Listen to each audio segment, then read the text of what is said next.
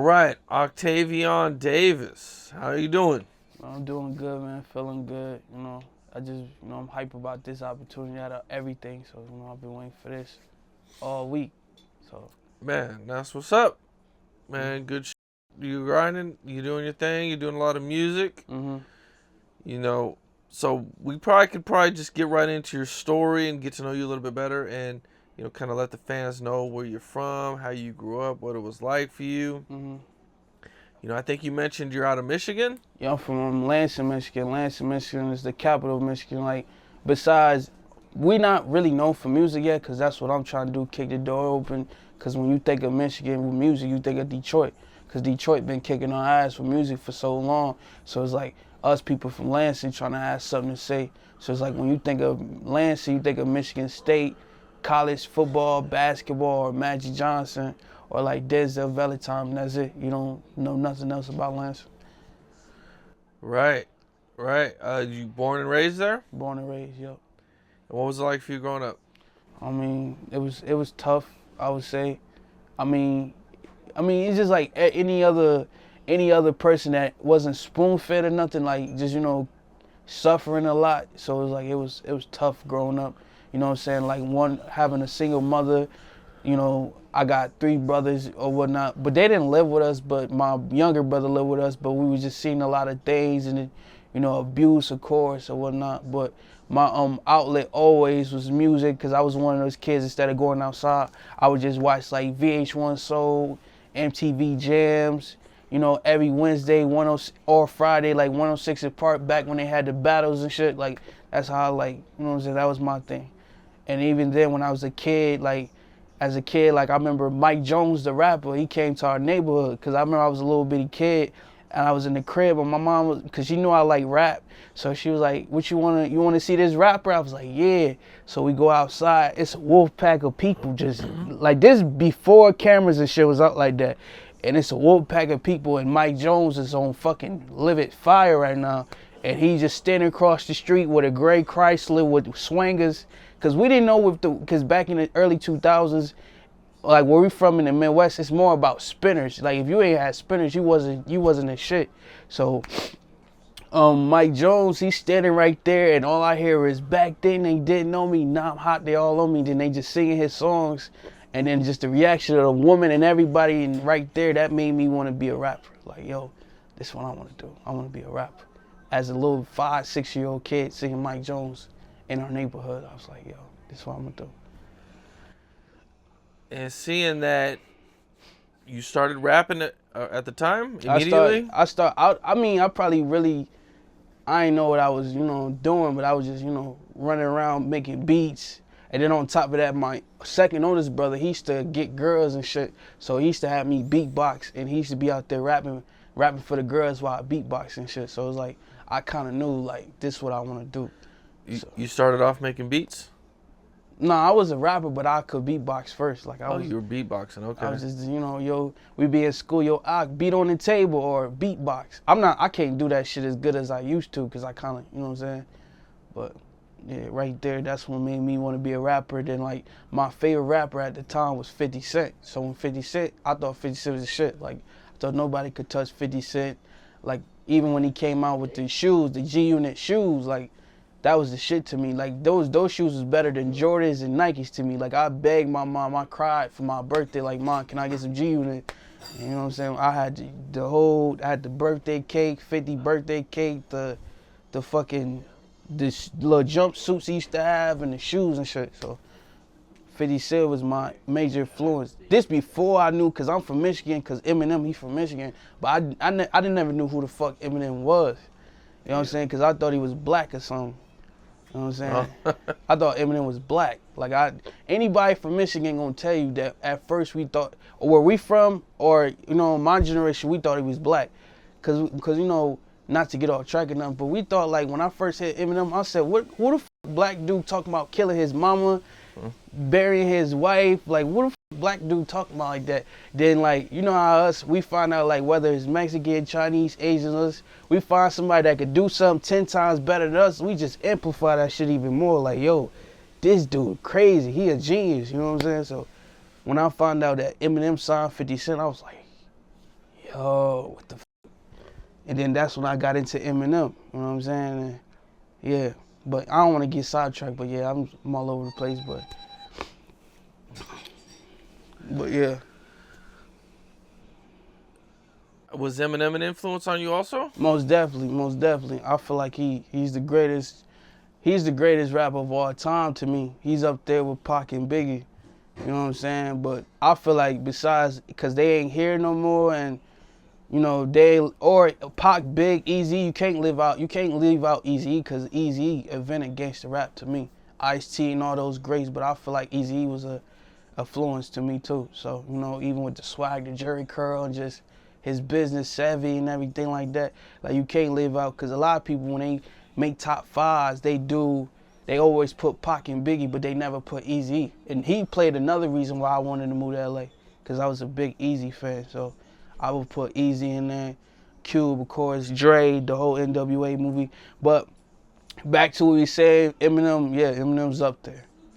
I'd say after that era, the great eras of rap, Eminem had a crazy run too. You know, people, Eminem gets a lot of criticism, and they like to try to say that he's not like a top 5 Detroit rapper. Have you seen that? I seen that bullshit, and y'all need to quit that shit too. Y'all need to quit it. Y'all need to stop that bullshit, because y'all know that if y'all was in the same studio as Eminem, he would slice your ass like shred your ass like the shredder, like he would shred you. Y'all need to quit that shit. That shit, I be seeing that shit be pissing me off, and then I be seeing when I feel like people try to get their name back up, they be trying to diss Eminem, and y'all know y'all don't really want that type of stuff. I'm a fan, so it's like I be wanting him to say some shit, because he just came out with a track with the saying some shit about Game, because Game made a whole diss song. I'm a big Game fan too, you know what I'm saying? And if I was in the same room as Game, I would tell him like, you know you don't want that neither, you know what I mean? You know you don't want that, because Game, you good, better, but it's just, you gotta think, like y'all gotta think like the work that it took. Imagine being white in the 90s trying to come up being a rapper, like a white rapper already, because y'all talk about, you know, racism, you know what I'm saying, but you know, that's black was like, you don't want to hear no white rapper rapping, you know what I'm saying? Then y'all hear the shit that's coming out of his mouth, you be like, because you could go back and watch the little battles he used to have out here in LA in the 90s where he used to be putting people, you know what I mean? But I feel like Detroit people, they just hater nation. I feel like, I don't give a fuck if they see this or not. They hater nation. They got a thing where if they don't know Eminem, they'll try to exclude him from the top 5. Or Big Sean, we gonna exclude him from the top 5. Or if we don't know Cash Doll, we gonna exclude him from the top 5. And that shit ain't cool. That shit ain't fair. Eminem made Detroit worldwide known on another level. And by the greatness of Dr. Dre, seeing that vision, and because I'm not going to give Dr. Dre all the credit, but it's like, you know, Dr. Dre, I mean, I'm going to give Dre the credit, but it's like, Dre knew how to put that magic on that shit and help it get to another level. You know what I'm saying? Because Eminem was already Eminem. Because if you go back and listen to the Slim Shady EP, he was on fire. He just needed that. That's just the same thing with me right now. Like, I don't really like to talk. I like the music speak for itself. You know what I'm saying? So it's like, I'm not really looking for help. But if I did have a Dre or somebody that's already on another level and they put that magic around that shit gonna go to another level that it's meant to go. You know what I mean? But that's why I said, like, people in Detroit, it's just, they like to do that. Yeah. Because it's Eminem. Sure. They don't like that. They don't like to face the fact that a white rapper can rap better than half of the niggas that's out. Better than the whole Detroit, let's say that. Whole Detroit. Name one rapper that's better than him. Not Insane Clown Posse, not anybody right now. No, in Detroit, they cannot fuck with Eminem. None. I don't see it happening. Well, let's get back into you growing up a little bit. Yeah. We kind of got sidetracked real quick. So, you know, you're doing music. You know, what's your family life like? What's your home life? I lived with my mom until I was like 11. And, you know, of course, living with my mom, you know, my mom, I'm not going to put no, I don't want to, I'm going to keep it real. I'm going to just say this. Like, sometimes you got young parents. It's different when your parents older and they mature, and it's different when you have teenage parents. My mom was a teenager when she had all of us. My youngest brother, my mom, she was 21 when she had my youngest brother. So by the time my mom got to 25, my mom didn't really get to enjoy life like that because she had us all young. So it's like growing up with a young teenage mom and going back to what she was going through and being a runaway from home and a whole lot of other shit. You know what I'm saying? They kind of put your mind in a different spot or whatnot. But I'm going to keep it at being like my mom, she tried. Like, I'm not going to sit up and say that she ain't make sure we ate every night. You know what I'm saying? We may not have lights in the house, or you know, sometimes my mama negotiate with us. She be like, what you want, your present on Christmas or your birthday? We be like, we want it on Christmas. You know what I'm saying? Christmas, you know what I'm saying? Birthday, it's cool because then we got to go back to school because in Michigan it's different with the school shit. So, you know what I'm saying? But it was tough, and I never knew my father. Like my father was a hustler in the street or whatnot, but I never knew him. You know, as a kid, people used to be like, yo, I know your dad or whatnot, but I was like, nigga, I don't, what you telling me this shit for? I don't know. I don't even know what he looked like. I didn't know what he looked like till I was 21. I'm 22. You know what I'm saying? I'll be 23 in 2 weeks, but yeah, but back to what we saying, it was rough, and you know, just seeing a whole lot of stuff. But I could honestly say that, I mean, I don't take none of those experiences back because you know it exposed me to a whole lot. So like when I have kids, I know because that's why I'm grinding now. So they ain't gotta see none of that shit. You know what I'm saying? Be exposed to none of that because you know you probably was exposed to stuff like that, or a lot of people that's grown up. But I don't know everybody's situation. But people that coming up like me, a single parent household, and then just stuff just be happening. Like, you know, I thank God that because my mom didn't hide none of it from us. You know what I'm saying? We was just exposed to a whole lot. So it is what it was. But you know what I'm saying? And even though I was going through a lot, music was always my escape. I was the kid that, like I said, I used to just go to the TV or I'd get a radio and I used to steal her little CDs that, because you know, you're not supposed to be listening to cuss words, and I used to be stealing the CDs with Eazy and Pac, all that shit. You know what I'm saying? So it was rough. And then you know when I was 11, I got sent off to foster care, and I thank God for that because Lord knows what I would have been because I was so advanced as a young 11-year-old just because I said I was exposed to a lot. You know what I'm saying? By the grace of God, my foster parents, they was into the church, and you know they taught us values like, you know what I'm saying, I hate a liar, I hate a thief. You know what I'm saying? Whenever something happened in your life, it's your fault because they teaching us as kids. Because where I come from, you know, them type of morals and shit like that, nobody was teaching us that. We was just doing shit and getting away with it because my mom was just, you know, I don't want to get into too much, but on some other shit. But you know, my foster parents, they taught me, my foster dad, I would say, because I grew up with a father, so he taught me game. He gave me game of life as an 11-year-old, and I just kept that at the rest of my life to now. Like, you know what I'm saying? He taught me that if you work hard for something, you can have anything. Cause they live on the side of town in Lansing called Waverly, and if you live on Waverly, everybody know Lansing. If you live on the nice part, Waverly's considered a nice part of town. So if you live on Waverly, you got a big ass pool in your backyard, we think you got money, like you rich or some shit. They had a like mini pool, golf, all type of shit. So he used to tell us as kids, like, yo, if you work hard, you can have this shit too. You know what I'm saying? And just being exposed to a lot of good stuff because we exposed to all the bad stuff. So they showed us the good side.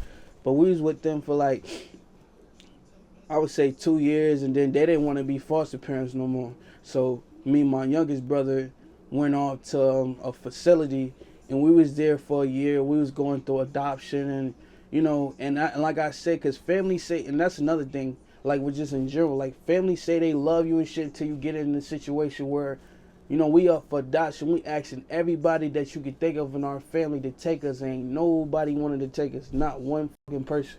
And they can sit up there and try to take credit now that I'm grown and I'm starting to buzz and shit, but they ain't want to take us. It's just like, you know what I'm saying? Like, we asking everybody, you know what I'm saying? Till they found out that it was some money involved, of course I'm going to take my grandkids because there's money involved with them, you know what I'm saying? And then we went to go stay with our grandmother, and then that didn't really last too long. I don't want to get into that. And then we went on to a spot in Flint. We went to a spot in Flint. It was this dude named Mr. Gary, because I always been around music. So Mr. Gary, he was like a piano teacher. So it was like whenever I used to get in trouble and shit in school, he used to take me to his piano recitals because you know I used to hate that shit. I mean, now it's like I produce or whatnot, so I'm trying to learn. But you know what I'm saying? But He used to take me to his piano recitals or whatnot, and then shit like that. We was with him for like a couple of months, and then we went to another family called the Surskis. I was just fucking up. I was just doing a whole lot of stupid shit, and then that was like,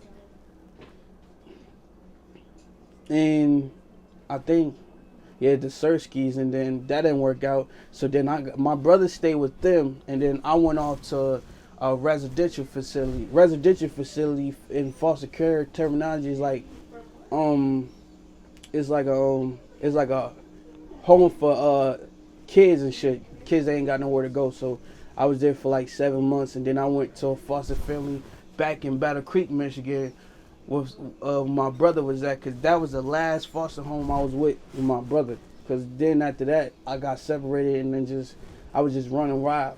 That's because I now that as a grown man, I could simply say I was just angry. I was just angry at the world. I was just, these people, I was just taking advantage of the situation too, because I was like, I could do all this stupid shit, but if it was my mom probably fucked me up doing stupid shit. But you know what I'm saying? But yeah, I was just all over the place, and then going through juvenile, boot camp, just doing stupid shit. And I think my last stint, I was like 16, and then that's when I realized, like, yo, I'm just doing all this stupid shit and ain't nothing coming out of it. You know what I'm saying? Just I'm wasting my time. If I keep doing stupid shit, I'm gonna fuck around and end up in jail or something. And then that's when I really, like, 16, that's when I took rap serious. Like, I remember I was in a room somewhere and I just found a piece of paper. I just started rapping. And then that's around the time I reunited with my older brother, and I used to ask my older brother to go burn some beats for me. You know what I'm saying? Like, go home. I used to give him little blank CDs, and he used to, come back with beats on the blank CDs, and I used to just write to them shit.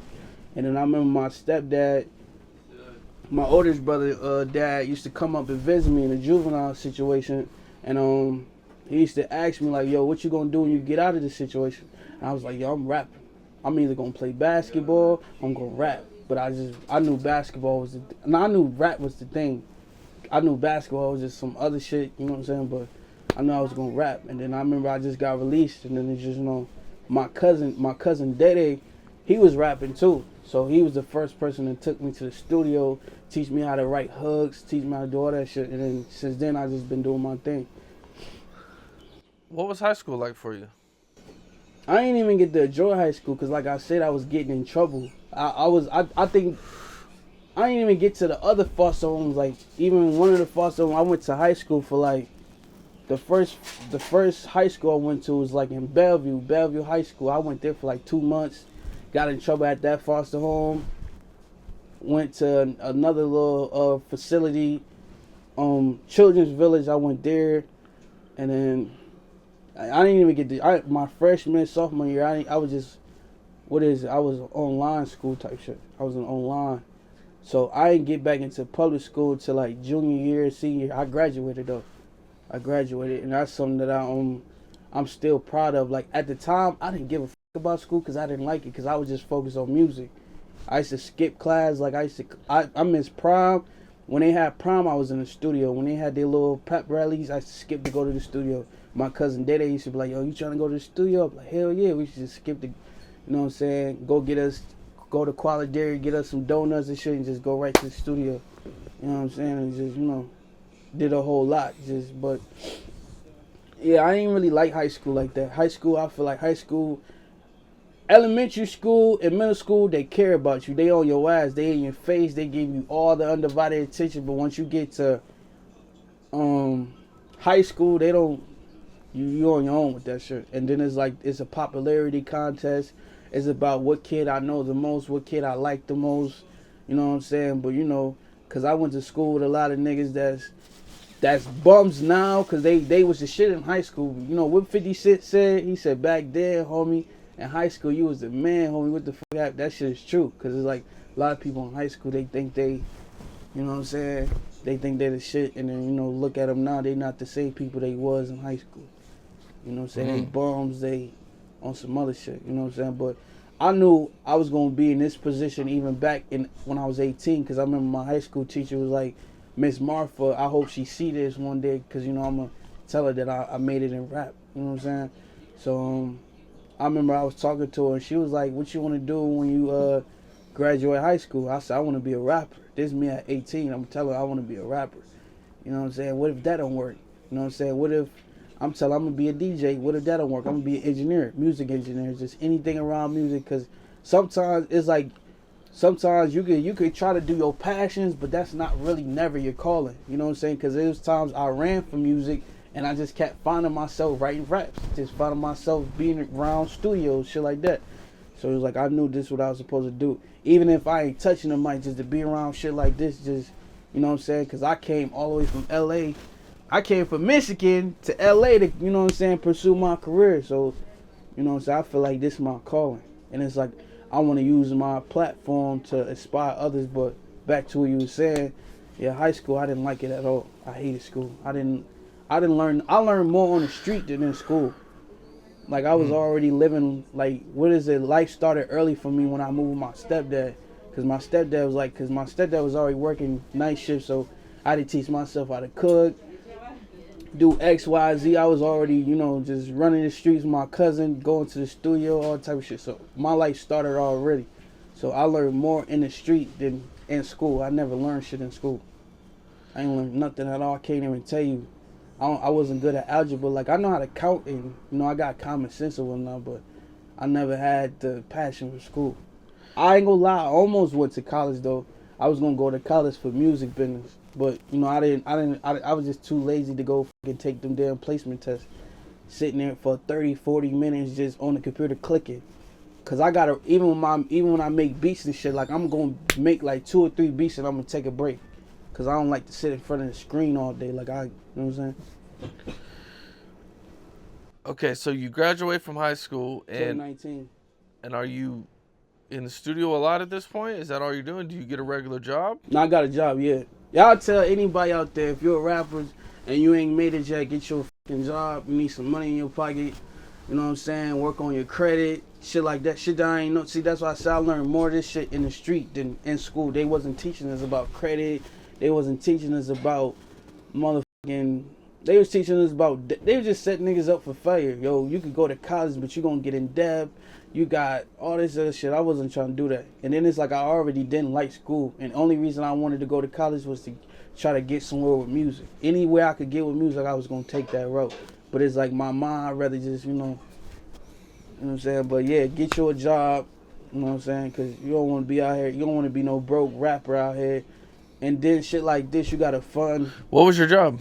My first job ever? Yeah. My first job ever, I worked at TJ Maxx. That shit was like, I was in high school still, so that was for 2 days. I worked there for 2 days and I quit. Why'd you quit after 2 days? It was just the hours. Like, cause as soon as I get out the school, I gotta go right there and just. And then it's like I was fortunate enough because I was in a foster care system, so I was fortunate enough. Like if I wanted a job, I didn't have to go fill out an application. They go get one for me.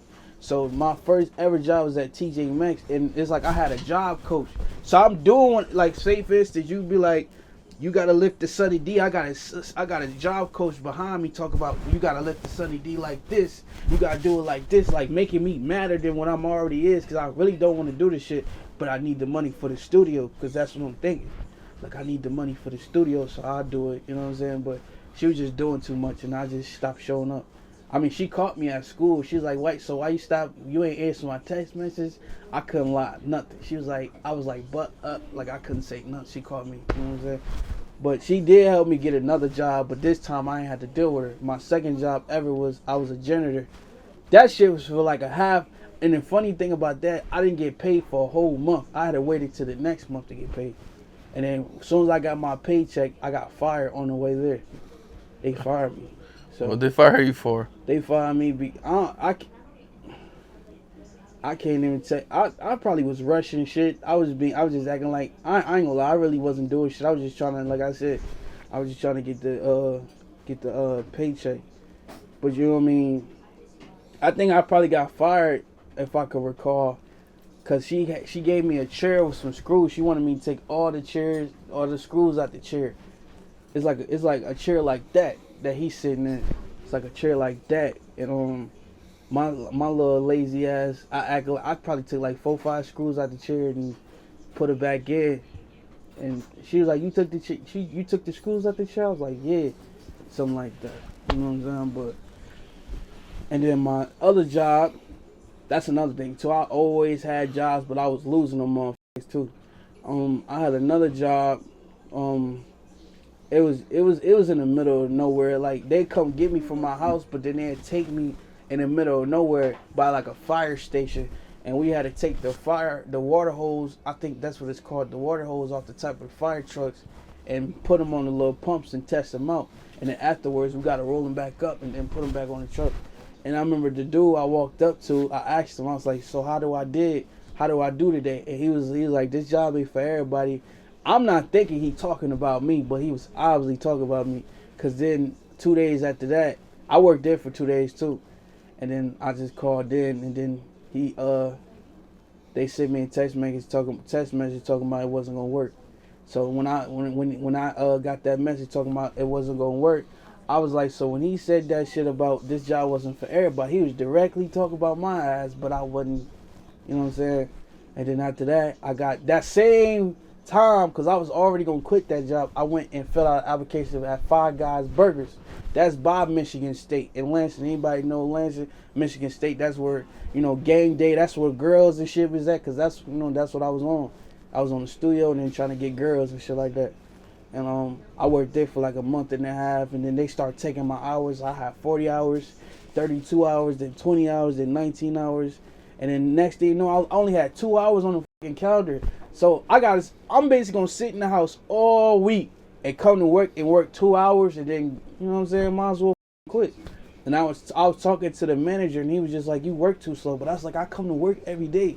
Motherfuckers calling in sick, like, you gotta, you know what I'm saying? But that's when I learned that jobs don't give a fuck about you like that. So it's like, I always, you gotta always have an exit plan. I mean, I'm not saying you gotta just, because entrepreneurship and all that shit ain't for everybody, because that shit is hard. Because, I be doing this, because technically I'm an entrepreneur, so I've been doing this shit since 16, and I ain't seen no money, no residuals, no nothing. And it's like, it's not about money for me, it's about the simple fact that I'm doing what I love. So, but back to the job situation. After Five Guys, I quit Five Guys, and then my last job before I left Lansing, Michigan, I worked at 1-800-HANSON, and you just go door to door, knock on people's door and shit. And then, they see a big black dude with a coat on. They look outside the window. I'm like, I ain't opening my door for this motherfucker. Then I got to say speech to them, because I'm selling windows, like some shit that you clean windows and gutters and shit like that. Just going door to door. And it's cold. In December, it's cold outside in Michigan. It's cold. So we going door to door, and, people looking at us crazy. So that's why, yeah, that was my last job. And then after that, I was at that time I was homeless too. I kept getting kicked out the crib for stupid shit. Cause like when you in high school, I could get away with certain shit, but I wasn't getting away with certain shit. My stepdad was treating me like a grown man. Every time I did something, then they kicked me out the crib. But I would give credit to my stepbrother Detrice. My brother Detrice, he used to get on my ass because he knew I was talented. He's like, nigga, you talk all this rap shit, but you ain't outside at these performances. You ain't doing none of that shit. You just, you know what I'm saying? You doing bullshit. Because I make beats and, I do the recording and everything. But he was the one really telling me, you need to get the fuck up out of here, because ain't nobody going to make it from Lansing being the Lansing. You need to get up out of here. You know what I'm saying? So, yeah, that was 1-800. 1-800 was my last job, and then my stepdad, he drove me to Battle Creek, and I went to go stay with my mom, and then I stayed with her for like 3 years, and that's what shit really. No, it was kind of rocky too. It was kind of rocky, and then what made me leave Battle Creek is when I got fired from my job, because they did me so fucking dirty. So I go in to clock in, and and everybody was saying hi to me, being nice and shit, because I was a janitor at a high school, Battle Creek Central High School. So I go up the stairs, about to do my job. They called me on the walkie-talkie. They was like, Octavion, we need you in the break room. So I go in the break room. They was just looking around on some funny shit, and I was like, yeah, I knew, I ain't gonna lie, I knew when I was walking down there, I said, yeah, I'm getting fired. Just know I'm getting fired. You know what I'm saying? They was bringing up my TikTok videos, my YouTube videos, because I used to just be posting motivational shit. I used to be up there talking in my videos, talking about I'm going to quit this job, I'm going to be a millionaire, I'm going to blow up. I used to be saying that shit. And I used to be so passionate about it. When you tell your dreams to people, because that's what they say, don't tell your dreams to people. You know what I'm saying? Motherfuckers be on some hating shit. Like one coworker told me, because I was gonna move to California. One coworker was like, you gonna move out there, be homeless and broke and bummy and shit. I mean, I ain't really take no offense to it. I just laughed at it. I was like, yeah, you. I mean, some of that shit was true, but I hustled my ass out of that situation. But yeah, I moved. Yeah, I went to the break room, and they fired me. They made me give up the keys, and when I walked out, I said I'm going to California. Just walked out. I ain't think too much of it. I kept saying California, and the more I got scared, the more I thought, I was like, yeah, that's what I'm supposed to be at. The more I got scared about going, the more I knew, yeah, I gotta get the fuck out of here. So when I walked out that job, I went home, I told my stepdad, because my mom married and shit. So I told my stepdad, he was cool as hell. I told him, like, yo, I'm going to California. Gave him a couple dollars. I was like, yo, I'm going to California. He said, son, I support you. He said, how your mom gonna feel about that? Of course, my mom gonna feel the type of way because I'm my son. You know, you going somewhere far from hometown, you know what I'm saying? So I just remember going. I got fired on Friday. I got fired on Friday. Saturday, I went to CVS to go buy my Greyhound ticket. Went back, packed all my shit, cleaned up the room, grabbed what I needed to grab, and I was out. By Sunday night, I was out. You mentioned seeing your dad for the first time at 21. No, I never seen him. I never knew what he looked like. Cause I used to ask my mom as a kid, and my mom used to get angry or whatnot. You know what I'm saying? But I'm thinking, cause sometimes some mothers can be bitter. You know what I'm saying? I'm thinking my mom bitter, so it's like, the shit she's saying, I'm thinking she's just talking. So then my father, he's doing life in prison right now. So he got 2 daughters, and I talked to one of them, my sister Nikki, and she told me the same shit that my mom be saying. So I was like, oh, that shit true, cause my mom didn't want me around him because he was just crazy, bad influence or whatnot. You know what I'm saying? But I talked to my dad before I went to prison. I told him I was gonna be. My words were to him that I was gonna be a lot better than him. I was gonna get way more money than him. I was gonna be more richer than him. I mean, I just said more money. I was going to be more famous than him, and I was going to be a rapper. I told him that. I told him at 20. I was 20, 21. I told him I was going to be a rapper. So when was your first time talking to your dad? Or my first time, real time talking to him, I was like a little kid, but to reconnect with him, because I kept asking my auntie Cookie, because that's his sister. So every time I used to talk to her, I was like, you got my dad number? You got my dad number? She's like, I give it to you, motherfucker. Take their sweet time. So my mom kept banging her line to the point she just gave the number, and I called him.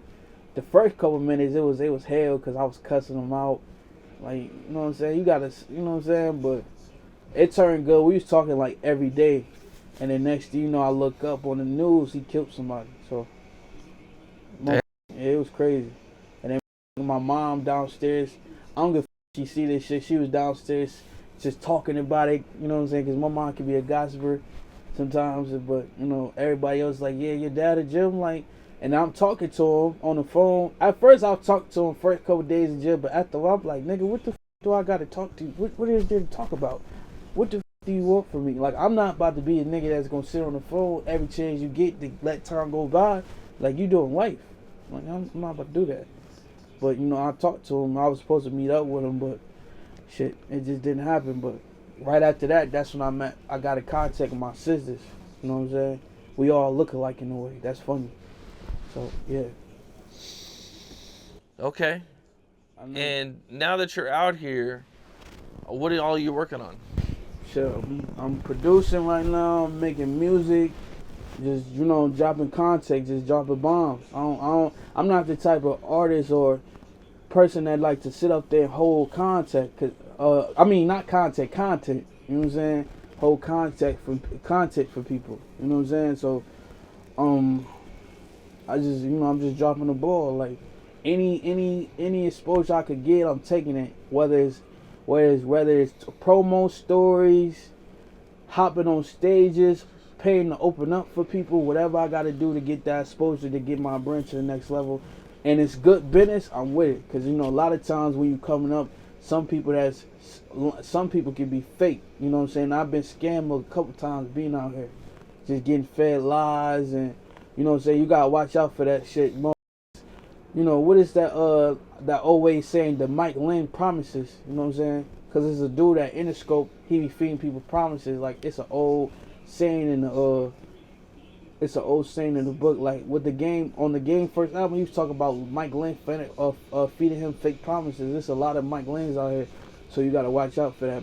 That not about good businesses, just that charge you, and it's like, I mean, I don't mind getting charged, but it's like, I wanna know it's good, you know, it's could get me somewhere. And so sometimes I be so desperate, here, take the money, you know what I'm saying, and then around and get scammed. So I've been scammed a couple times out here. You gotta watch out for that when you're in the industry. And some people take your kindness for weakness, and you know what I'm saying, do you dirty out here. Yeah, I know what you mean. Music business is a rough business, cutthroat business. Yeah, and just, you know, moving to LA, just, you know, I was homeless for a minute. I was homeless at first. I was homeless for like 4 days. You know, sometimes for some people it's longer than that. Just my hustle, my drive got me off the street in 4 days. And I was like, if I'm gonna be homeless, I'm gonna be homeless in front of a record building. So I used to sleep in front of Capitol Records. I was like, I'm gonna wake up and just look at this building, because that's gonna be. And I used to fake A&R and shit. I used to walk, because I'm just trying to get my music out there. I used to fake A&R, and they was like, nah, you gotta go to Santa Monica to get an internship at Interscope and Universal and all that shit. And I used to just go to that building. They used to just shoot me away. And I used to just, you know, I took my homie with him, and I just showed him where I used to sleep at and shit. Just like, I used to be right here. I was like, yo, I'm gonna get in that building one day. They gonna know my name. And I'm gonna do the same. I'm not gonna do the same shit. I wouldn't know. You know what I'm saying? But I know I'm gonna be as long as I keep hustling, because I know the last couple years wasn't my year, but I know next year gonna be my year for sure. And then 2025, everything gonna take off. And then it's like this, you know, the prices. What Fat Joe said yesterday, price ain't gonna be today's price. So it's like, you know what I'm saying? I'm all about good business etiquette first and foremost with anybody. So when you told me I needed to be here at a certain time, I was here. Made that. I told my homie, I was like, we gotta be here. You know what I'm saying? I don't give a how we gotta get there. We gonna get there. You know what I'm saying? We sat outside. We waited. You know what I'm saying? I'm all about good business etiquette, good business relationships. Cause it's like, everybody be talking this networking shit. I feel like the way they use networking, they should just change the world to just using motherfuckers.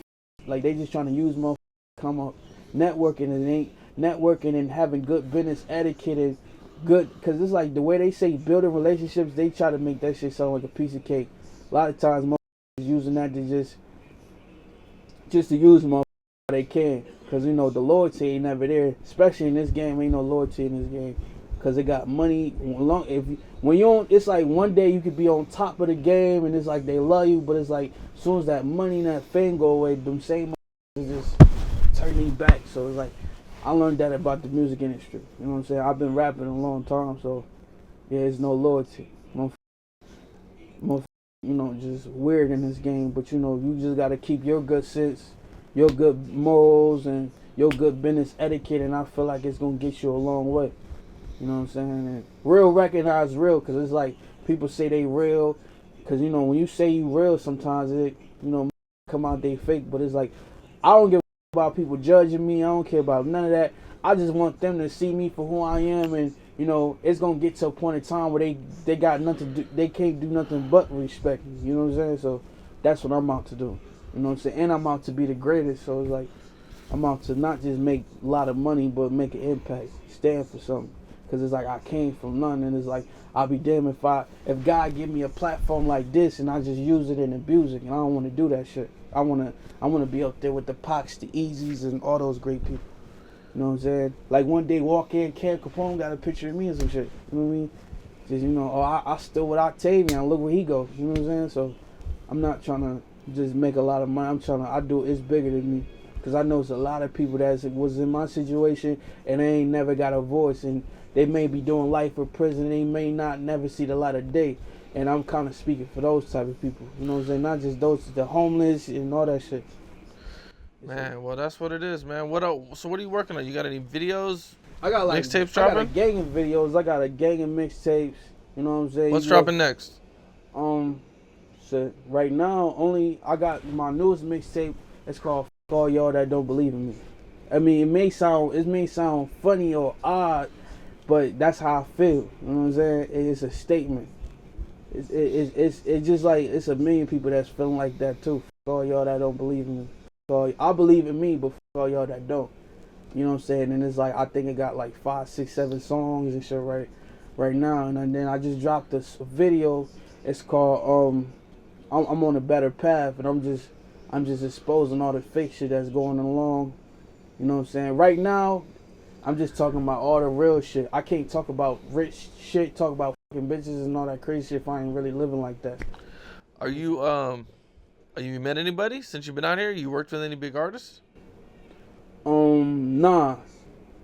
I tried to. I think, who is it? Nah, I don't want to say his name. I don't want to do that.